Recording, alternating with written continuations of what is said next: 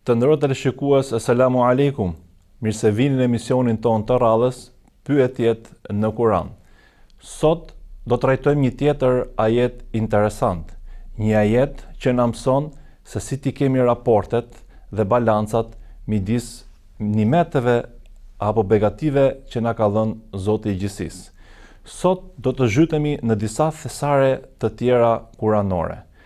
Një ajet i cili trajton vlerat apo mirësinë e gjuetis, gjithashtu pra dhe se si ne do të ushqehemi pra nga ushqimi i udhëtarëve të librit. Por kjo do të jetë pjesa e dytë pra e këtij ajeti, do të jetë një emision më vete. Ejani pra të zhytemi së bashku në këto thesare dhe konkretisht të kuptojmë pra se kush janë domethëniet e ajetit pra 4 të surës El Maide, në të cilën Allahu Azza wa Jall thot: "Të pyesin ty ç'është e lejueshme që të hanë. Thua ju, o Muhammed, ju lejohet juve çdo gjë që është e dëlirë, dhe atë që ju agjuajnë shtazët që i keni stërvitur e i përdorni në gjueti, ashtu siç Allahu ju ka mësuar. Pra, hani atë që ju asjellin, e përmendni emrin e Allahut, friksojeni Allahut, Allahu është i shpejt në llogari." Pra vëllezër të besimtar, domethënë në këtij ajeti dhe shumë vlera të tjera, le t'i sqarojmë me hoxhën ton të nderuar Ahmet Kalan. Hoxhë i nderuar, mirë se erdhët. Mirë se jeni. Atëherë fillimisht, kush është shkaku i zbritjes së një ajeti të tillë? Duke qenë se ajeti kuranor trajton, le të themi, një pjesë të rëndësishme të jetës, sidomos të asaj kohe, bëhet fjalë për një shoqëri e cila si më thonë, një pjesë të mirë të mënyrës të ushqyerit e kishin të ndërtuar mbi gjuetin.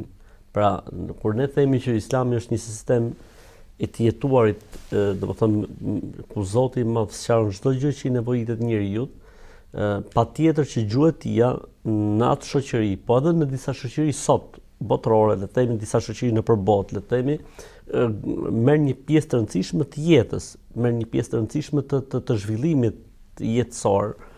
Është trajtuar, pra, si më thënë, Zoti siç ka sqaruar, le të themi, shumë gjëra në Kur'an, martesën, divorcin, qeran, dëshminë, gjykatën, ligjet nga më të ndryshme, le të themi, çdo gjë që ka të bëjë me jetën e njeriu, kemi verdiktin islam të gjës, patjetër që duhet dhe kjo pjesë të kishte verdiktin e vet, pra ligjet ose rregullat mbi gjuetin. Për këtë arsye nuk ka libër të jurisprudencës islame, fikut islam, që mos ketë një kapitull që thot Kitabu Said, libri mbi gjuetin, që do të thot ka rregulla speciale të tjera, që do të thot jo çdo kafshë e egër që gjuhet mund të hahet, po jo çdo lloj forme dhe mënyre e gjuetisë e bën kafshën e gjuajtur, pra le të themi prehun e bën halal apo e bën të lejuar. Pra ka disa kritere që e bëjnë të lejuar dhe që mund të ushqesh prej gjës së gjuajtur. Pra është e rëndësishme sepse ajeti është i rëndësishëm, e para sepse është trajtuar në Kur'an,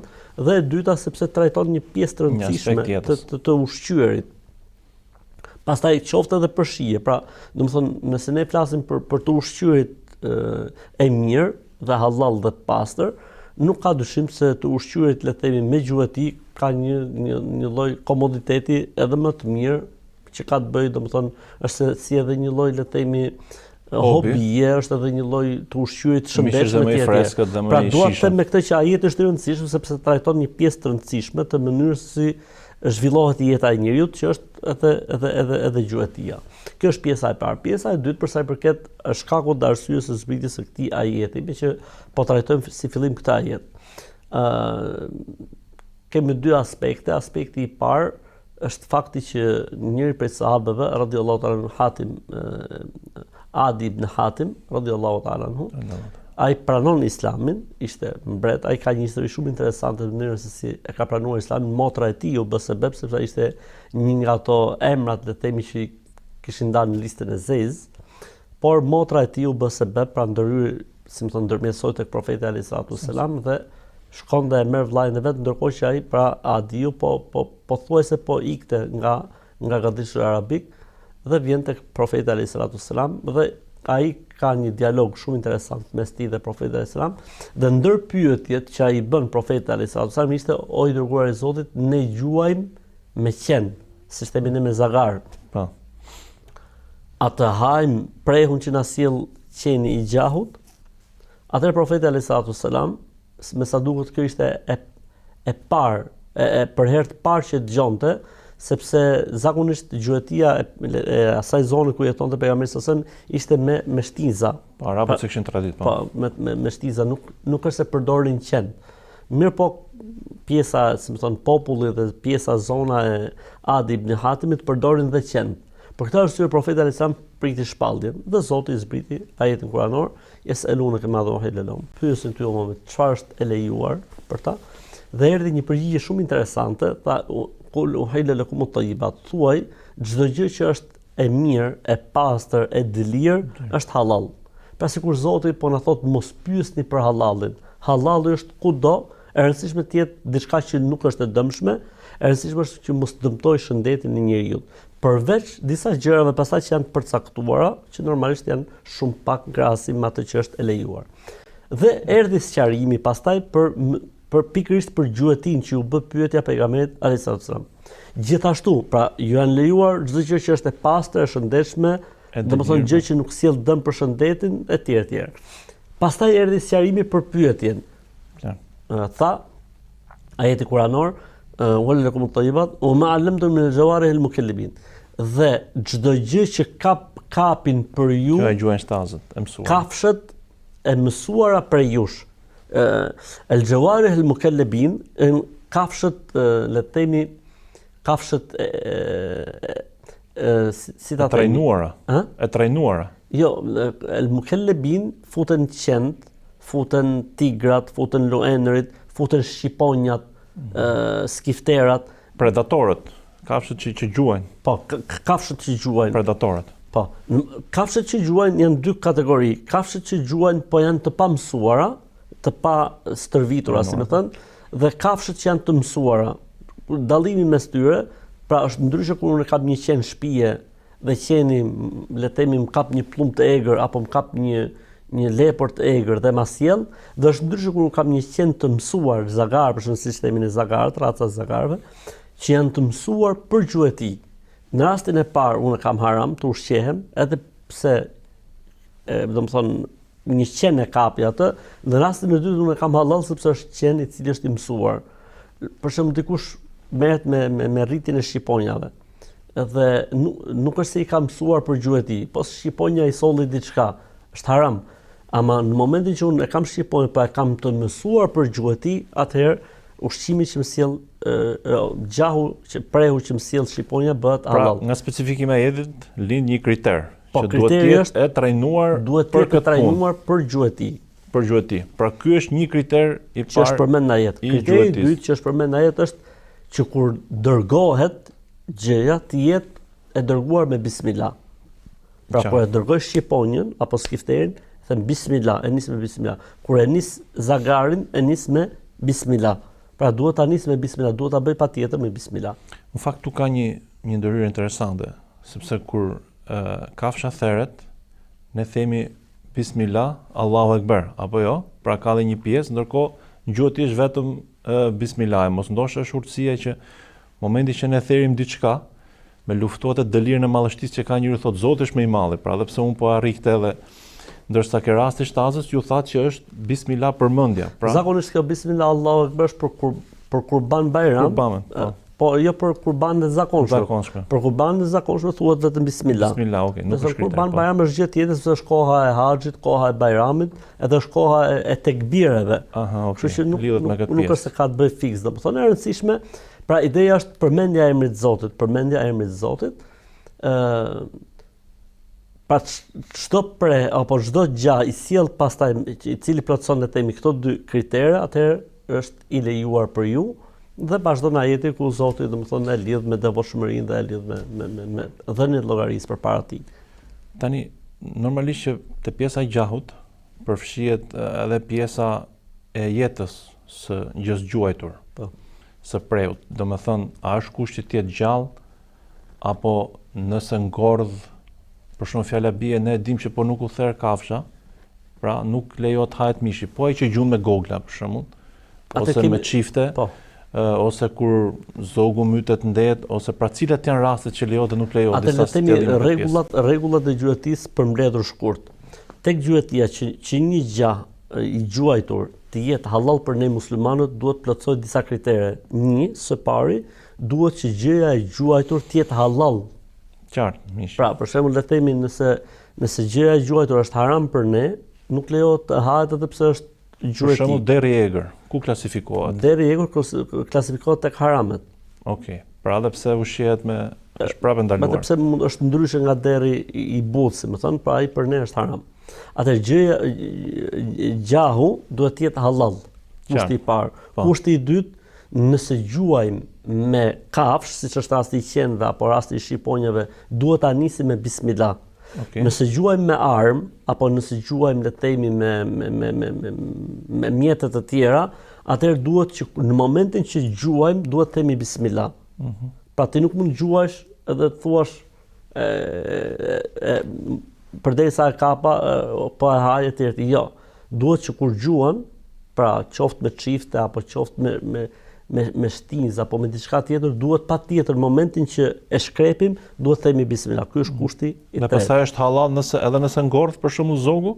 Tani do të vim. Okay. Kushti i katërt, nëse e gjejmë të ngordhur, është halal. Nëse e gjejmë të ngordhur, pra gjuajtëm apo e solli qeni të ngordhur, lepurin apo ku e diun diçka thellëzën apo diçka tjetër, është halal. Nëse e sjell të gjallë apo e kapim gjallë, pra ne kemi gjuajtur dhe e kapim gjallë, duhet patjetër ta therrim me bismillah. Pra ti nuk mund ta marrësh për shembull thellëzën e gjallë, thua un po e fus në shport, se pastaj do ta therr. Në momentin që ajo ty të ngordh, pa e therrur ti, ajo bëhet haram.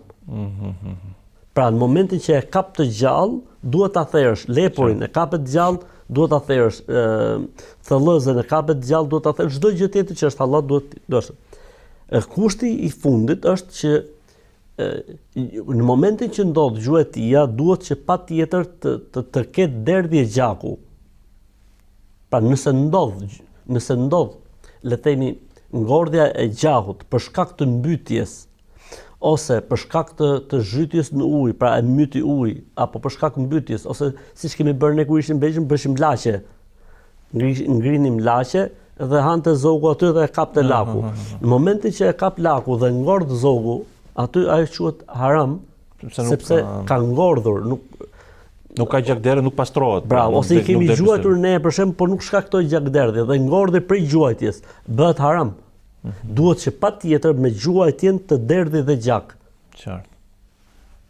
Atëherë në momentin që e kapim gjallë, duhet ta therrim dhe kushti i fundit tham duhet që patjetër të shkaktojë kjo gjakderdhje dhe mos të ngordhi pa gjakderdhje. Pra nëse ngordh pa gjakderdhje bëhet haram. Për shembull, un kam ngritur një ras, siç kemi bërë ne prap më përpara. Dhe bëshim një grop dhe futej zogu aty dhe binte ajo rasa, binte mbi gropën. Nëse ti e kap gjallë dhe e therr, je okay. Nëse ti e gjen ngordhur, bëhet haram. Qartë. Atë këto janë 5 kriteret që duhet plotësoj. Ka një problem këtu që është gjahu i gjetur në ujë për shkak të gjuetisë. Këtu shihet, nëse ka ngordhur përpara se të bjerë në ujë, është halal. Nëse ka rënë gjallë në ujë dhe ka mbyt ujë, është haram. Si ta dallojmë këtë? Kur çahet, shifet ka hyrë ujë në mushkëri apo jo. Nëse ka hyrë ujë në mushkëri, do të thotë se ka ngordhur në ujë. Nëse nuk ka hyrë ujë në mushkëri, do të thotë se ka ngordhur në ajër. Nëse ky mund të jetë një detaj shumë detajuar, por le të jetë si njohuri dhe si dije. Ktu kemi një gjë shumë interesante që Islami nuk e ka lënë këtë fushë pa e trajtuar, madje e ka trajtuar me shumë detaje. Sepse thash, pra, për një pjesë të mirë të shoqërisë botërore, sidomos të asaj kohe ka qenë pjesë e rëndësishme e të ushqyerit dhe të jetuarit. Siç tha, për shembull, rasti i Ibrahimit alayhis salam, kur shkoi për vizitë tek Ismaili dhe nuk e gjeti Ismailin alayhis salam në shtëpi. E pyeti ku është ta burri yt, i tha të shoqës, të res, kur i themi në nuses, i tha ka shkuar për gjuhëti. Pra jeta e tyre ishte jetonin me gjuhëti. Me gjuhëti, po. Po edhe po mos ishte jeta e ngritur mbi gjuhëtin, siç ndodh në shoqëri, njerëzit gjuajnë. Atëherë Islami trajton edhe gjuhëtin. E fundit fare që ka të bëjë me gjuhëtin është diçka që është shumë e rëndësishme. Nuk lejohet gjuetia në Islam për qejf. Pra jo për ta ngrënë atë mish apo për ta dhënë sadaka. Ja, thjesht e vret dhe e lën aty. Për nishan, për të mësuar nishan edhe e lën aty. Kjo në Islam nuk lejohet. Pse? Sepse pejgamberi sa thotë në një hadith, do të pyesi zogu dhe do të pyesi gjahu ditën e Kiametit, Zotin do i thotë, o Zoti im, pyet e këtë pse më vrau. Qartë. Pra nuk lejohet për qejf një ju dëgjuaj dhe ta lej gjën aty. Nëse gjuan, për hobi nuk ka problem, por e merr atë gjën dhe nëse nuk ka han vet, le ta japi lëmosh, le ta japi si sadaka, po jo për të mësuar dorën apo jo për thjesht për hapën dhe smundjet, softinat dhe implikohen shumë gjëra tjera. Në fakt një nga potencialet e Islamit është që parashikon edhe ngjarjet e të ardhmes, në sensin që çdo zhvillim i ri që ndodh në shoqëri, Islami ka një përgjigje. S'ka dyshim. Në rastin konkret, besoj dhe ju e keni përgjigje, është sot gjuetia me mjetet bashkohore, me drona, me qenë robotik, me AI, me inteligjencë artificiale etj. Pra, si a lejohet kjo lloj gjuetie, a hahet mishi këtyre? Me dy kritere. Në momentin që dërgohet gjëja, qoftë droni, qoftë siç thoni qeni robotik etj, duhet kur të niset, kur shtypet ai butonit me bismillah, ky është kushti i parë, dhe kushti i dytë, domethënë duhet që në momentin që kapet gjëja të shkaktoj gjakderdhje, nëse e kapim gjallë duhet ta thejim sërish, nëse na vjen e ngordhur pastaj jemi okay. Qartë. Pra të njëjtat kritere, si më thënë, njëjtat kritere. Po.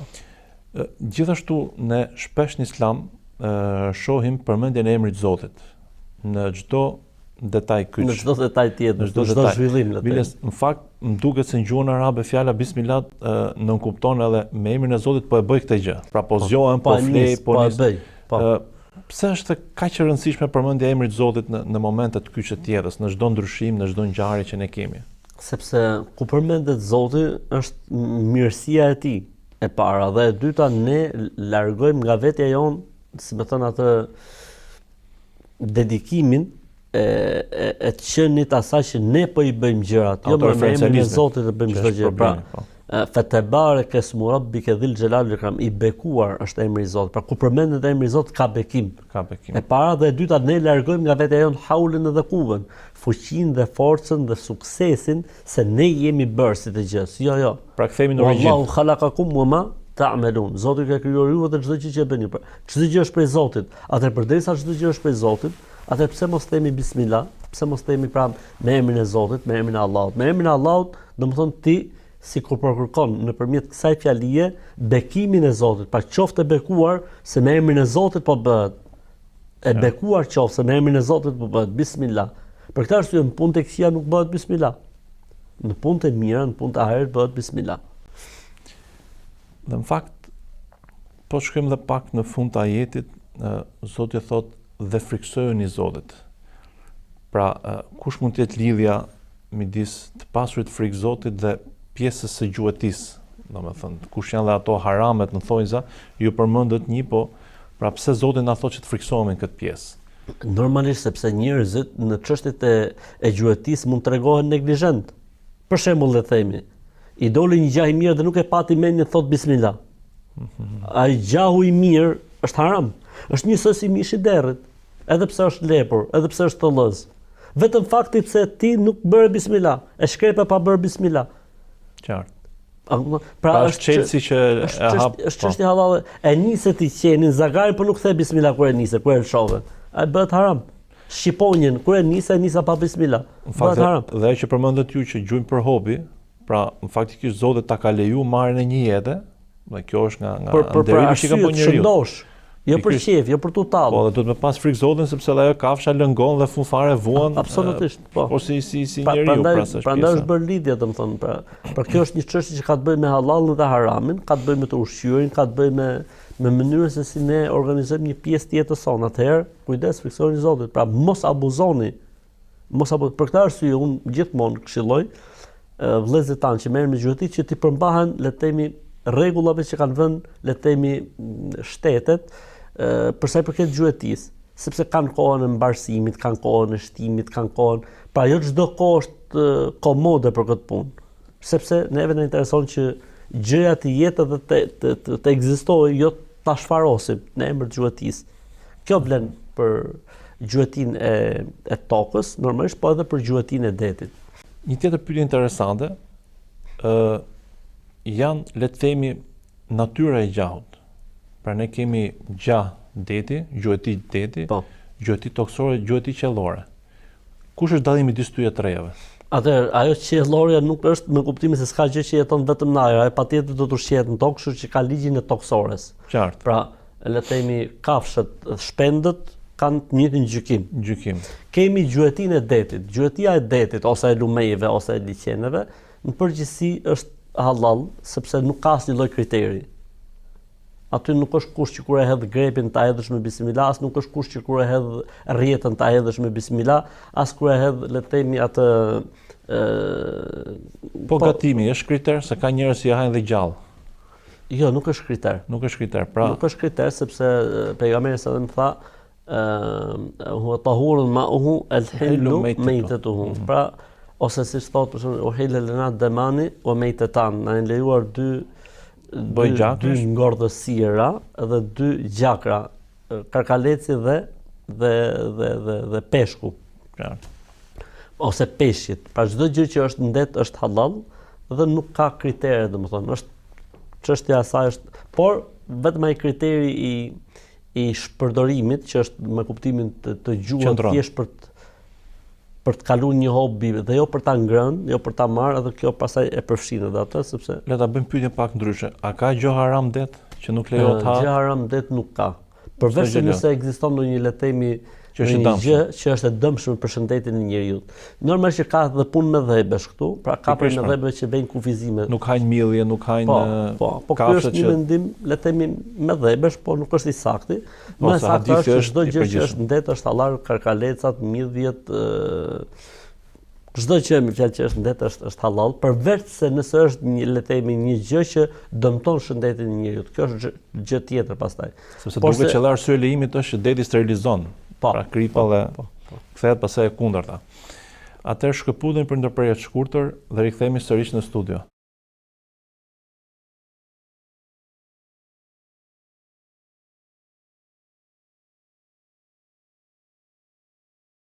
Ja pra kur rikthyem sërish në studio me hoxhën ton Ahmet Kalaja. Hoxhë i nderuar, një tjetër fenomen që ka sjell kohët moderne, pra afrimi distancave, afrimi kohrave është, dhe janë dhe restorantet e gjuetive, pra restorantet e luksit.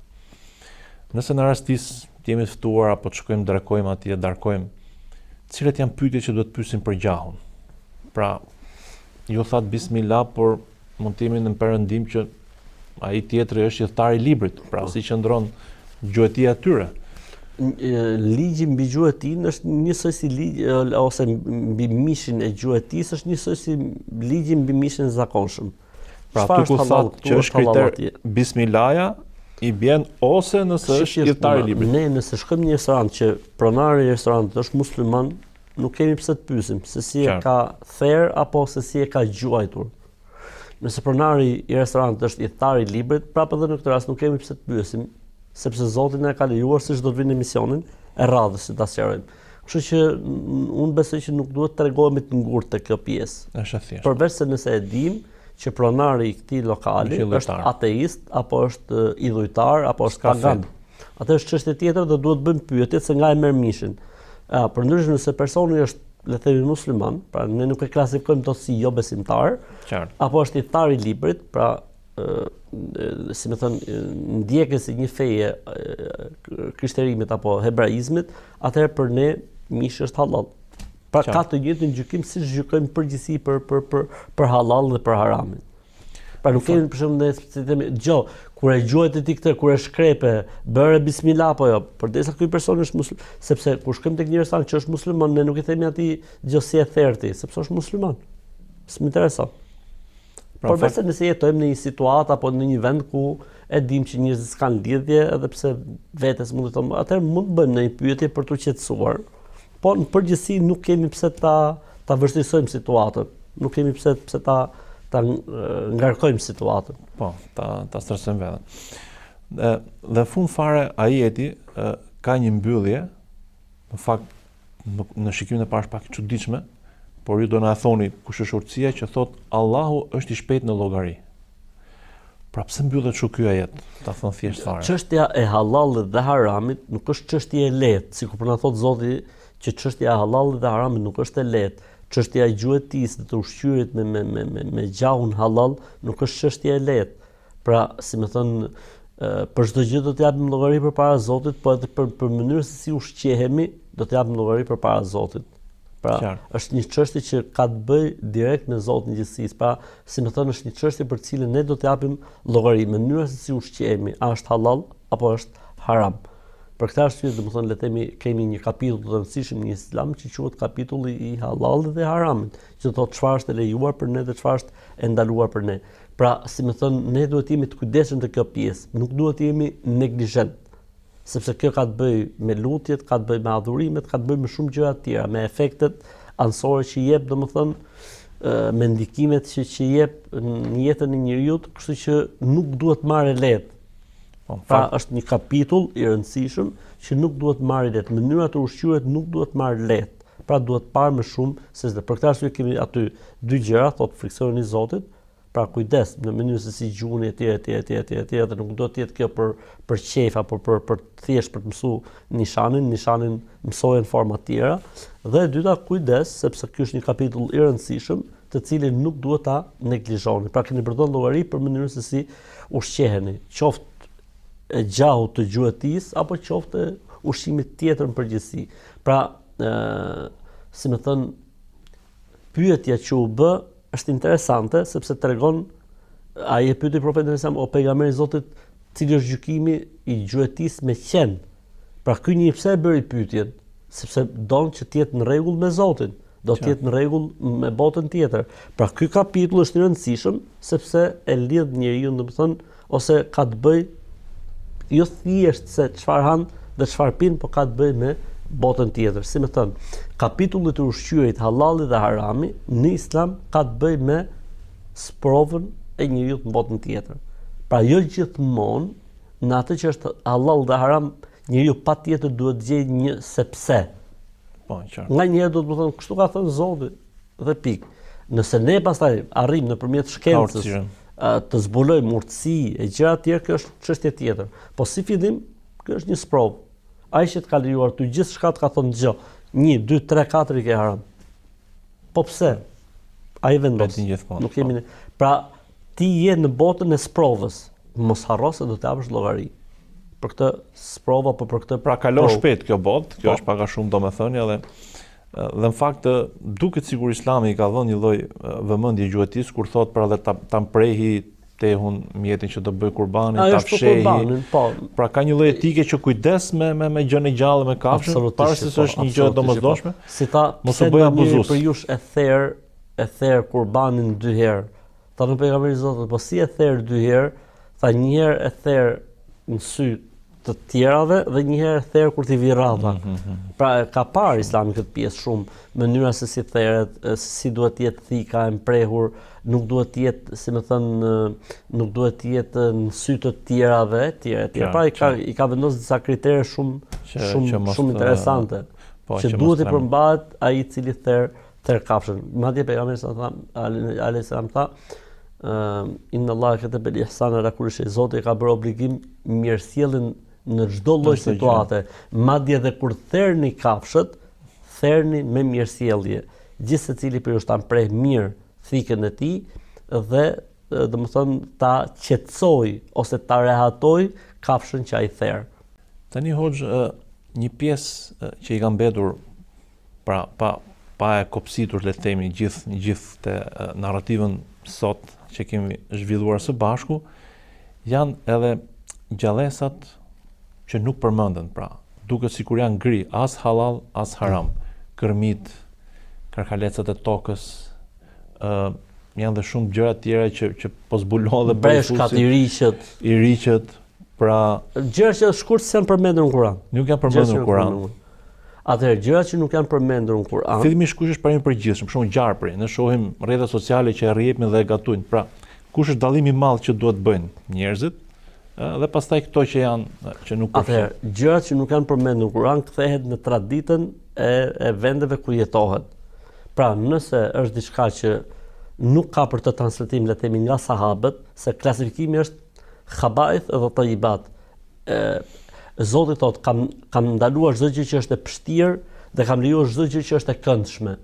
Tani nëse kjo gjë për cilën ne po flasim është e pështirë në popullin ku jetohet ose sahabët e kanë klasifikuar si të pështirë, nuk e hajmë dot. Nëse nuk e kanë klasifikuar sahabët dhe është lënë e lirë, atëherë sipas traditës popujve. Për shembull, gjarpri konsiderohet i pështirë, pra me kuptimin nuk hahet, është haram. Nëse për sa i përket kërmive, për sa i përket iriqve, për sa i përket breshkave, varet nga traditat e popujve. Ku konsiderohet diçka që është, le të themi, e këndshme, mund të hahet, nuk ka asnjë problem. Madje, ka disa prej ulemave që thonë dhe nuk është kusht, thuhet as bismillah, ke rasti i kërmive për shembull. Apo tek rasti i breshkave apo tek rasti i iriqeve. Megjithatë, për të qenë brenda është mirë që thuhet bismillah. Pra, domethënë kthehet tek a është e dëmshme? Tradita e popullit. A është e dëmshme dhe kthehet në traditën e popujve. Pra, nëse në një popull të caktuar kjo konsiderohet diçka e këndshme, lejohet dhe nuk ka asnjë problemi. Nëse konsiderohet diçka e urryre, pështirë, nuk lejohet. Në fakt, në fund të emisionit vërtetuam atë që thamë edhe në fillim, pra që Islami ka gjithmonë përgjigje dhe i ka zauruar, pra pavarësisht se si ndryshojnë kohrat dhe vetëm krijuesi mund ta hninte pra ta bënte këtë punë, sepse ne shohim që në këtë formë kaq të përsosur. Ligjet gjithmonë zhvillohen, ndryshohen, reformohen, pra dhe Islami është po ai që ka qenë dhe vazhdon të jetë. Ndërkohë që përfshin çdo gjë deri në ditën e Kiametit. Pikërisht, pra, kjo ishte ajo dhe vlera që përmban kjo pjesë. Besoj në publikut, ju falenderoj që ishit sot me ne. Për gjithë ato pikat kyçe që trajtuam sot, sepse siç e thatë ju detajet nuk e zaurohen dot, por që të paktën dhamë një ide të përgjithshme dhe që të paktën edhe të studiohet kjo fushë kur dikush do të interesohet rreth kësaj teme. Pra, kemi një trajtesë islame rreth kësaj teme. Rreth temës së gjuetisë. Gjithashtu na mbetet emisioni i dytë, po që ka të bëjë me ajetin, po. Të pyesim ty çfarë është lejuar. Ajeti i parë foli për gjuetin dhe vjen ajeti i dytë që është të ushqyerit dhe raportet me idhtarët e librit. Gjithashtu, ju falenderoj dhe juve teleshikues të nderuar për vëmendjen që na kushtuat pra në emisionin e sotshëm.